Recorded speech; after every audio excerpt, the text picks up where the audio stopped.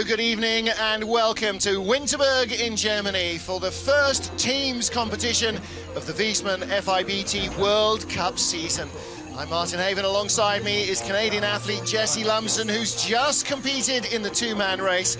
And Jessie, for all the athletes, drivers, brakemen, this is a lot of fun, this team's competition. It gives you a good opportunity to participate with the skeleton athletes and vice versa skeleton with Bob, which you don't necessarily get a chance to in any other situation. Even with traveling as part of the federation, you may not see a lot of them, so this is a great opportunity. It's a great event. We really hope to see this push forward and eventually into the Olympics. Well, what it does, of course, is it mixes up all four disciplines, and each team, you know, you may have an Olympic champion bobsledder, but your skeleton might be the weak link, or your women's skeleton might be the weak link. So you see the ebb and flow of the team's performances. Well, it truly is that team sport. Everybody relies on each other, and as we see some of the rules here. Well, there are 4 members per team, a men's skeleton slider, then followed by a women's bobsled pairing. Women's skeleton all run in third, and then they round it up with the two-man competition. And like everything else, it's a total time that wins or loses. And of course, the start order changes after each discipline. At the men's skeleton, the fastest team will go last, and the last team will go fast. So, there's lots of spectators on hand. I'm sure a bit of Wurst and Glühwein keeping them well fed, just like everybody else. Get a chance to take a look at the track and meet our teams as well. Well, what about this Winterberg track? You know, you've put in an awesome start to give Lyndon Rush a chance of winning a medal. There's a lot goes on in that first 50 meters here. Absolutely, and it isn't, well, not so much new anymore, but they did change the start around 2008, and we do have a corner zero, and this is a very, very important corner coming out of the grooves, especially for the bobsleds, where they have to get their hands on the D-rings and then just get through that little kink. You can't win it here, but you can definitely lose it here. It's a small first, and then coming into number 2, it's a big, big right. You don't feel a lot of pressure in these corners, so it's important for the drivers to be driving very, very precisely, not sliding off the corners too much. You don't have a lot of speed at the top of the track. It will pick up to, for a men's bob, about 132 kilometers an hour at the bottom into the labyrinth. As you come into the Kreisel, it's a little bit different than some of the other Kreisels that you experience. Not a lot of pressure in the hands or into the backs of the brakemen. And as we come down into curve 9, and it almost attaches to 10 right there, and you can have some trouble there. 11 leading up into the labyrinth, 12 and 13, we did see some problems here during the Europa Cup, and in the finish corner 14, it's very important. This is a big uphill corner. You have to make sure you take the shortest distance and come through the finish line. Well, we talk about this being a downhill sliding sport, but there are 2 uphill sections on this track, one early and one late, and any mistakes there will just crucify your times. Well, we've got 8 teams in the competition this evening. Germany 1, Canada 2, Austria and Germany 2 will be the first 4, followed by Romania, the 2 US teams, and Canada 1 will go last in the first run. That's just the random draw, that's the way they came out of the hat. And then after, they go in reverse order, as we're used to seeing in the second heat of most other races, so the leaders will always be last to go. So we kick off with men's skeleton. Each team has their men's skeleton slider compete, then we reset and go with the women's bobsleigh and so on. So it's a discipline at a time, not a team at a time. Keep an eye on the start here. Germany's Frank Rommel, sorry. Yeah, keep an eye on the start here as Germany's Frank Rommel hits up and gets ready to fire one out. Coming out of the grooves after the bobsleds have been in here, it tends to open up the grooves a little bit. And keep an eye on watching the skidding coming out. Well, Rommel finishing outside the top 6 in the men's competition here, a race where he has finished on the podium several times before. Germany not having a good weekend on this track so far, only just getting in the medals in the bobsleigh races and in the skeleton races, but not dominant as they might want to be. Especially we're in Winterberg, Germany. This is a home track for a lot of these athletes. They're expected to know the track like the back of their hand. Well, a neat and tidy looking slide. Now the sun's dropped below the horizon. We've just seen a beautiful sunset, Jessie. Of course, the temperature of the air comes down. That allows the surface of the track to harden up again. It could be even faster than it was for these guys at lunchtime yesterday. Well, there's been some polishing going on. I was at the top before we came down to do the race, and they were definitely prepping the sledge just like you would in any individual race. And as we cut to the bottom, we will see the speed 130 kilometers an hour, a couple kilometers an hour slower than the men's skeleton individual race. Well, the track record for men's skeleton was shattered by half a second, as it has been in the men's bobsleigh, the women's bobsleigh, and the women's skeleton. This may be the fastest ever Winterberg weekend, and it might be one that we'll sit and look back on in our dotage, you know, in 2 or 3 years' time and say, well, I remember that weekend, it was quick. And Frank Rommel, great opening slide for the German team. Really digging it out at the start. It's an interesting running position that you see these skeleton athletes, you know, attacking the sled at and making sure they hold on, putting that force down into the grooves so they're not popping out and pinballing into down their way into corner one. Well, now, of course, every team has to try and match or beat Rommel's time. Beating would be the best way to go. This is Canada 2's opener, Johnny Fairbairn. See nice control coming out of the grooves for Fairbairn. Just a little bit slower than Rommel, but he's going to look to maximize at the top of this drop and get a lot of speed coming down into the bottom. Well, of course, we talk about this being a fun competition because it is very different from anything else that you do.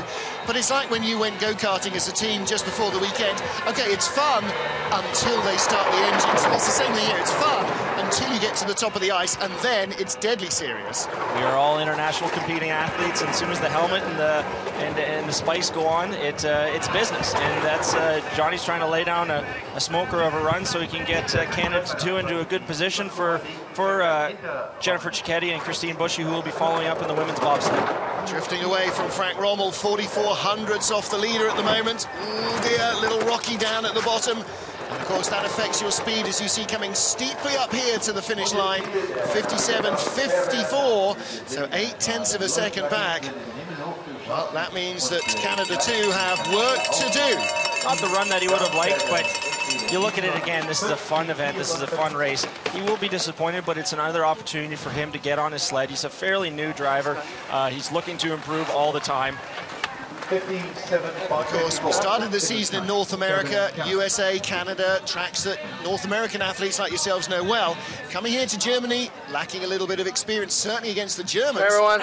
So it's another run, and that is more knowledge in those grey matter cells. Next up, Austria, Raphael Meyer, one of the youngest athletes on the men's skeleton World Cup Tour, just 20 years old. His father coaches the Austrian bobsled team. His younger brother, Benny, is also a skeleton slider. So this is as much the family business as joining a bakery firm.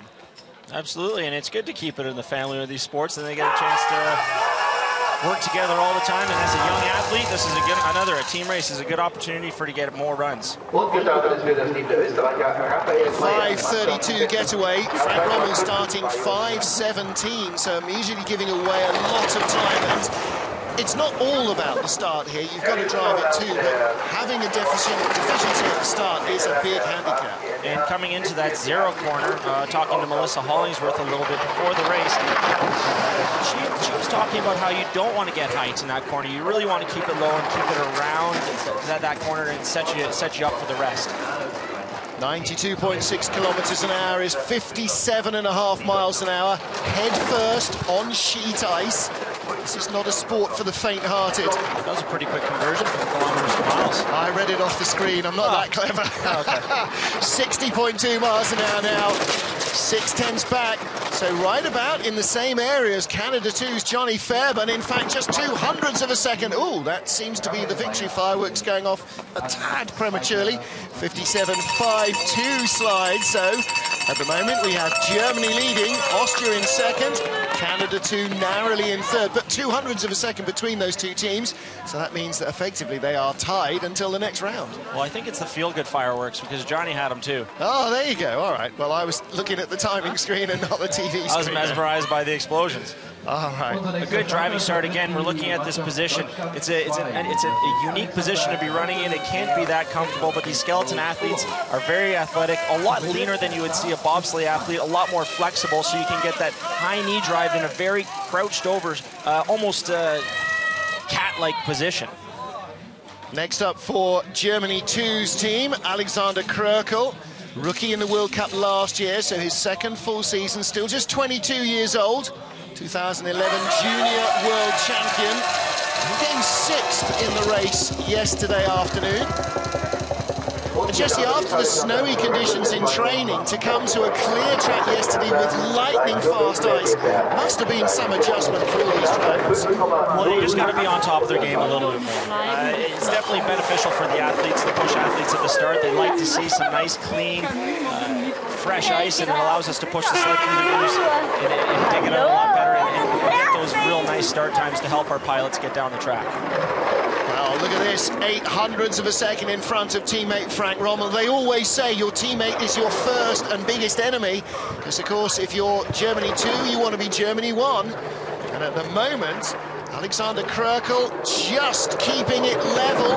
Absolutely nothing between the two German sliders at the last split, but he's going behind now. Needs 131, doesn't get it, 128. He will be in second, and 2/10 back from Frank Rommel. Again, the feel-good fireworks. Yeah, the feel-good fireworks. Won't feel quite as good as 500 euros in the back pocket for the winning team, but...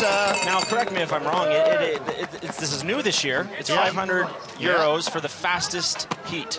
Oh, okay, fastest individual heat. Is it fastest heat, or...? No, I think you're absolutely right. I think you're right. Well, fastest slider in each discipline, yeah.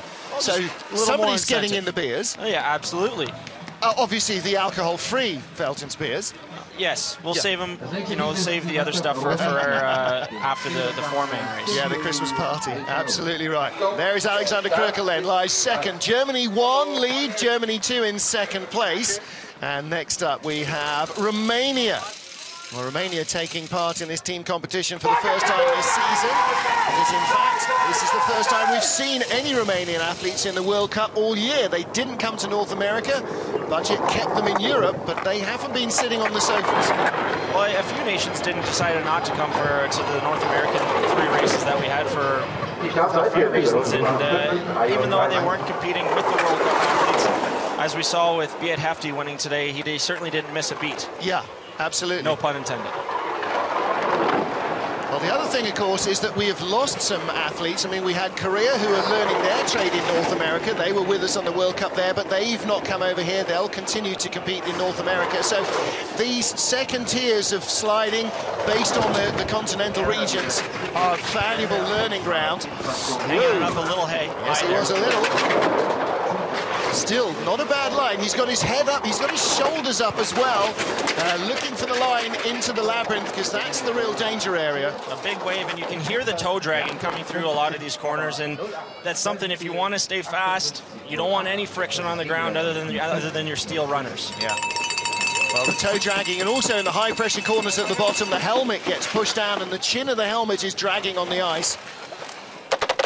It's not a great experience as an amateur slider, though. It really makes you feel you are Superman on a sled. You're going so fast, you can't hold your head up. As we can see, a nice, well, not nice, but a big wave coming through the corner here. You want to hold that pressure all the way through. You're trying to create A to B, shortest distance possible. Use that pressure to accelerate the sled out of the corner. Yeah, the straighter the line you have round, the less waves. Exactly like driving your road car. The more you swerve side to side, the less you're going forwards. Well, there is Silviu Mesarossi. And off very quickly at the top of the track is lightning-fast sprinter John Daly for the USA. This is the USA 1 team, 5:13 start. That's the quickest, apart from Alexander Krökel, who got away in 5:08. Good start for John Daly. He's going to look to hold those lines as best as he can down to the track.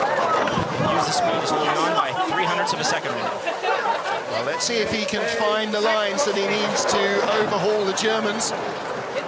This is going to put the USA right in the mix. Just 200ths of a second behind. Good aerodynamic profile through the corner there. Hanging it up a little bit in the corner. Well, at the moment, Frank Rommel has the 500 euro in his back pocket. John Daly drifting away a little. If he gets a good run through the labyrinth, he might close up. High lines, keeping the speed.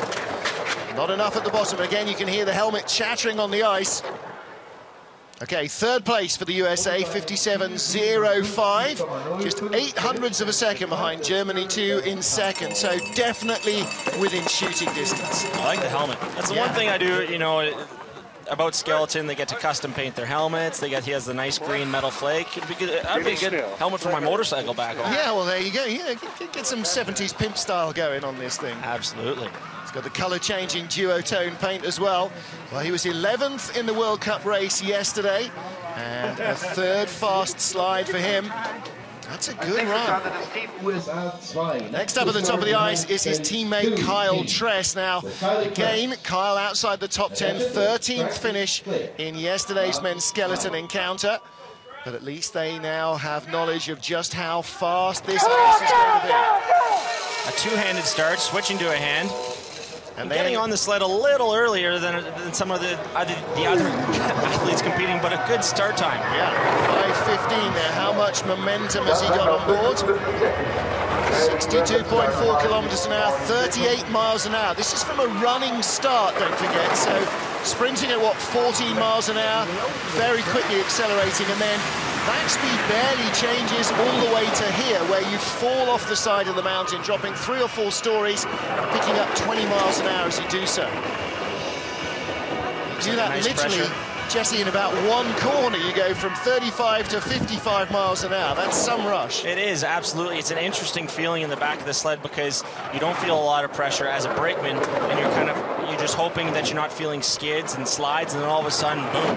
You get this speed, you get this chattery at the bottom, and you know you're flying. Helmet dragging on the ice again for Kyle Tress. 127.8 speed at the bottom. He's in 4th place behind the USA and the 2 German sleds. So USA 1 in 3rd, USA 2 in 4th place.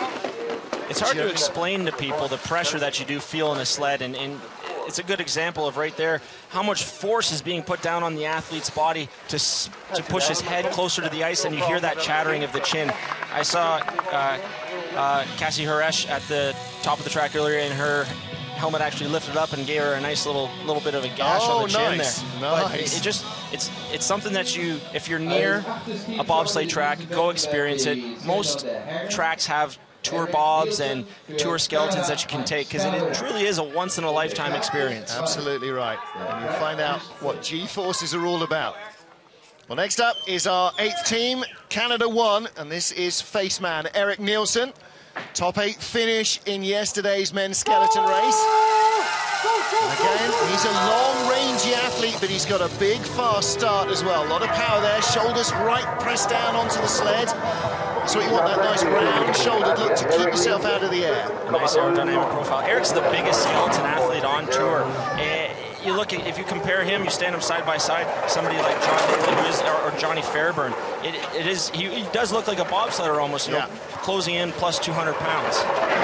He's got a 0.2 of a second lead. That's that big explosive start, and the weight as well. The heavier the object you throw down the track, the faster it accelerates. Nice, neat run. 2400s up on Germany's Frank Rommel. Losing a bit of time, but still ahead, and a small mistake coming out of the corner. His hand is creeping into Rommel's pocket for the €500. He's got a chance. He's got his fingers on it. Can he pluck it out of the pocket? Can he take the lead here for Canada? Oh, 300ths of a second behind. But Canada 1 go into 2nd place. Put down a great start, a good run, just a couple little mistakes. That's where you're going to lose those hundredths of a second. Skidding, sliding, dragging the toe a little too much. So what's the German for the beers are on Frank? Because the beers are on Frank Rommel from Heat 1. He's the fastest man. Eric Nielsen, 2nd place. Really making a race of this for Canada 1. 300ths of a second to all intents and purposes. They are tied. Yeah. Big start from him, 5:09, and a great drive as well. Well, as a Canadian athlete, I'm sure you're looking forward to the next round of action as well. Well, it was a big day for Team Canada again. Yeah. Kaylee Humphries pulling out not necessarily her normal winning style, coming from behind a bit. Had a chance to talk with her a bit. She says she prefers dropping the hammer early and holding on to that lead. And I tried to explain for her, coming from behind is a pretty unique feeling when you get that win, but she prefers to stay on top. She wants to win by a second every time she hits the track, and you can't fault that ambition. One of our 4 disciplines completed here in Winterberg. 3 more to come. Germany lead narrowly. Stay with us as the women's bobsleds come to the ice next.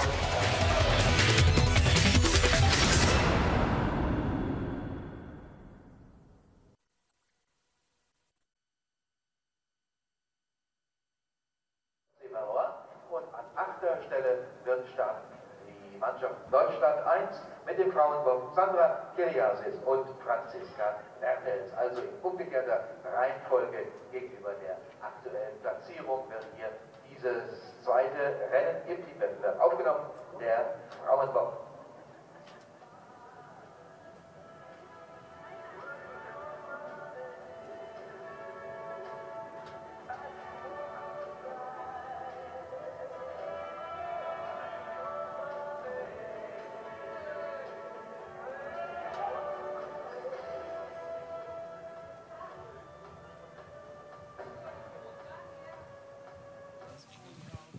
Hey, €1,000 richer now. What would you think when the Canadian came down and didn't beat your time? Well, I don't think about the money, but just about a good run today. And I'm really happy with the run, better than yesterday, actually. And a lot of new experience today. And yeah, I'm really happy. $1,000 for you and your German team's in the lead. Congratulations. Yeah, that's important that the team is in the lead, so good. Woo!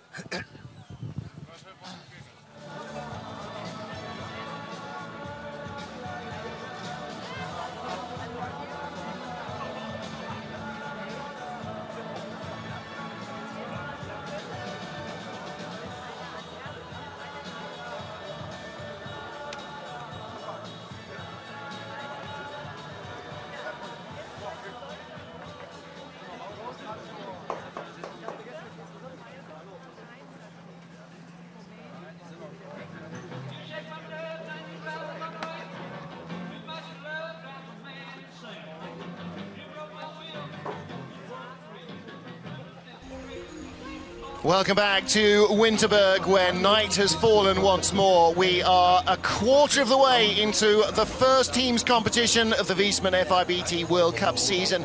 Germany won, leading by 0.03 of a second from Canada won.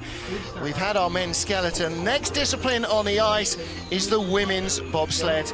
Sitting alongside me is Jessie Lumsden, who finished on the podium in the men's bobsleigh race earlier today. And of course, women's bobsled, Canada got to look pretty happily upon that discipline. Definitely, with Kaylee doing what she's doing. We're seeing some of the teams coming through here, having some fun. Yeah. That's what it's all about with the team race. Little conga line. That's a bit of traditional Austrian dancing there, definitely. Romanian team, they'll be first on the ice with the women's bobsleds. Great to see them back in World Cup action as well. And USA 1, Holke straight through the shot there, grease lightning. No Holke dance. USA 2 and USA 1 both competing here. Team Germany 1 as well, that's the USA. There's Holke there. Yeah, there's Holke. That's Team Canada. Now we're catching up with them. But Canada stops. There's Neville doing a little busting those moves. He's going the wrong way, though. Uh-huh. I got another, this is not a Canadian dance. Oh, okay. Springer following up. And the two German teams both going to be very competitive here on home ice. Well, we talk about how much fun the team race is for the athletes, and after an exciting day of racing, bobsled racing, this is a good way. It's a prep for the men for the four-man race tomorrow, and a little cool down for the women. Yeah, and a good chance for alternate brakemen to get a run as well. They get a race even though they may not be, the number one brakeman. But for Maria Constantin here, Alexandra Grecu, her brakewoman, is not only her first choice, she's her only choice. So Andrea Grecu on the back handles, along with her driver, Maria Constantin. They were the top Romanian sled in the women's race. They beat Romania 1, made the cut, and into the second heat. So good first ever World Cup outing for her. And now first ever team race. It's a day of firsts. A 6:01 start. We will see faster starts as the women progress through. Katie Humphries will be looking at as being potentially the fastest, or Alana Myers for the USA. But you're right, I mean, this young Romanian athlete, it's her first ever World Cup weekend. And in fact, she'll be going to Europa Cup next weekend, so we won't see her on the World Cup again till after Christmas. But she had a neat and tidy drive today, 2 consistent runs, and a little wavy getting into the Kreisel. No major dramas so far. No, it looks pretty good. She is laying down a pretty decent run, and we have a bit of a wave coming up there. We got to be careful of that exit. You can get up into the wood. It can cause problems, especially in a four-man, which I experienced last year, but we won't be this year. No, indeed. 128.8, decent speed at the bottom as well. Got a little wavy off corner 9 and holds it on the wall through the finish. I guarantee she's never been greeted by fireworks as she's crossed the line either. 58.23, Maria Constantin for Romania. Well, Germany lead, and you can see that Maria is still a rookie driver. If you check out her helmet, not just covered in snow, it's got lots of battle scars on it as well. Those all tell stories. And we see the wave coming in here and coming out. That catching that second wave puts you high at that pressure at the end there, and it can put you in a bit of a hairy situation. We're going to see the sled come up right almost onto the wood. She's able to hang on, bring it down on the shiny side down. Oh, yeah. Well, there she is, full of excitement and enthusiasm for her World Cup weekend. And lots to learn still. Next up, the second of our Canadian athletes, Jennifer Cacchetti. And again, she's got her alternate brakewoman with her, Christine Bushy. So, again, you know, you get a race. And this is an opportunity for Christine to really show what she can do. Maybe get an opportunity, as we see a 574, a big start, coming out of zero and getting a bump, though. Jenny Cicchetti's still a new pilot, still learning the ropes, learning the track. She's only been here once before, but is looking forward to improving continuously. And again, the team race gives her an opportunity to get one more run down this track before going to La Plagne. Well, she's following that well-trodden path that Kaylee has followed, which is from the back seat to the front seat. And of course, she went back to the back seat behind Kaylee to win the World Championships in February. But now, Kaylee has new brakewomen, and Jennifer is established as Canada's second driver. Well, there's no doubt about it that Jenny Cicchetti is one of Canada's all-time best female brakemen. Her times that she's pushed in the ice house, very, very good. And as she builds the lead here up to over a second, she'll be real happy as she comes to 14. Johnny Fairbairn of Canada in the top box as they take the lead. 57.73 slide.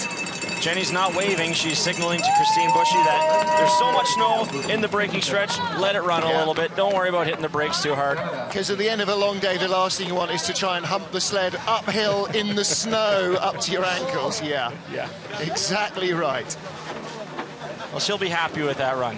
Yeah. She'll be happy. She's a very smiley, happy person. So yes. I'm sure we'll see. Do you know what? That's just one of the things, you know, this is such an exhilarating sport. Okay, frustrating in a way that golf can be, say, but exhilarating in a way that golf just can't match. Well, when you're winning and losing by hundredths of a second, you're trying to figure out, you don't want to leave any loose ends. You really want to lay it all out the line, and when you finish that run, you want to know, I did everything I could. Yeah.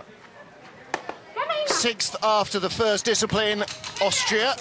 Christina Hengster now with Inga Versen behind her. And Inga pushed her in the women's race earlier this morning. They had a really good day. Very solid top 10 finish ahead of two of the three German sleds, ahead of Kathleen Martini and Olympic and multiple world champion Sandra Kyriasis, who lives here at Winterberg. That's how good a morning they had. Coming down 1900s behind, I talked about earlier in the POV that in the top you're not going to necessarily win, but you can lose it very, very easily. Low pressure, low speeds, any type of taps and skids and slides is going to cost you time. I'll tell you what, I'm glad this race run that she's having now didn't turn up this morning, because that would have dropped her well out of the top 10. This is not a good run. Just staying 1400s behind Jennifer Cacchetti. She has good speed at the bottom, or she did this morning. 129.6 is not enough to close the gap down. 600s back, but she kind of tidied it up at the bottom. Too many mistakes at the top, though. Shakes her head. You got to be perfect in Winterberg, and it shows coming in out of that corner zero. If you have a skid, if you hit a couple times going to one, it can create all sorts of havoc for the rest of the top of the track. She did do a good job of tidying it up as she got down into the speed sections. But here, coming uphill, she hits the wall. You know, if you have a skid at 30 miles an hour on ice in your car, that's one thing. If you have one at 70, it feels like a much bigger accident. Here it's the opposite. the slower you're going when you rub the wall, the more speed you rub off. Definitely, and as we saw in the replay there, high pressure late. In those top corners, you want to get that height early so you can really get that sled out, coming out straight and attacking the next corner, as opposed to sliding out in scrubbing time. Next up, Alana Myers of the USA with summer Olympian Lolo Jones behind her. Look at the striding style of Lolo Jones. See, she's got that great rangy hurdler stride and a 5.65 start. That is very quick indeed. Lolo pushing at the back, it's unique because she comes from the hurdling background. Very, very, very hard knee drive. You can see it. It's almost, she's in a driving piston phase the entire time she's going around. And with Alana at the front, you're going to get a great start. You're going to get a fantastic start. Well, Alana broke the all-time start record in the women's race this morning. 5.55 getaway, astonishing quick. Now let's see what she can produce. She was on the medals table in second spot in the women's race. And this is a really good looking run. Time drifting away down the bottom. She was 3,700s up. This will be down to 2,300s. Kyle Chess, her teammate at the top. Canada 2 leading at the bottom. And 1,500s up, but she lost about 0.2 of a second on the way down the run. Not as good as she produced this morning, I wouldn't say. Coming out of 9, she flopped out pretty hard, skipped 10. It pushed her away in a little bit, I think late, if we see it on a replay, late into 11, which can make a lead into a very difficult labyrinth, and you can lose a lot of time there. We're going to take a look at the start here, the driving power, a little kinesio tape on the front right shin, but you can see these little spikes on the bob shoes just tearing up the ice underneath, and the power that she has pushing through her legs, just tearing up the ground and creating a huge start. Great style from Lolo Jones as well. Head down almost as low as her pelvis, driving forward all the way. We see that piston action really going. And another summer Olympian, newly added to the squad, Tiana Madison here on the back of the USA 2 sled, the USA 1 sled rather, of Jasmine Fenlater.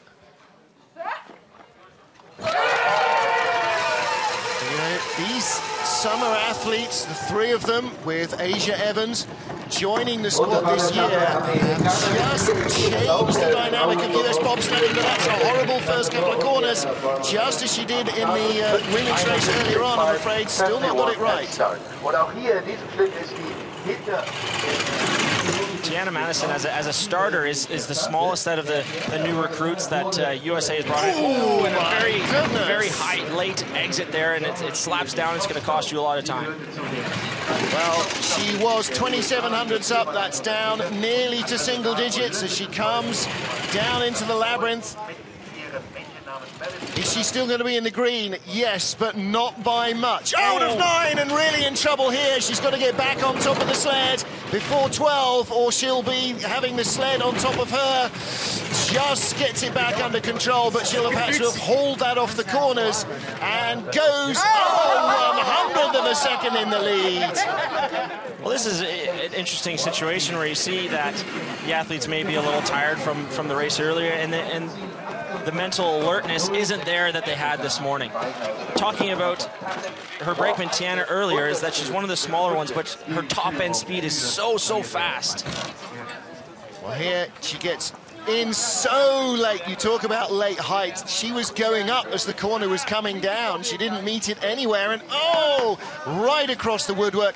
And so many scars there from the Europa Cup race a couple of weeks ago. 60 bobsled crashes, almost all of which would have happened on that corner. Well, there's definitely some battle scars left there, then. But it's that high pressure. You got to be able to control that, and as they say, bobsleigh pilots say, you block the pressure and you use it to accelerate the sled out of the corner. You can't let it fly up there like that.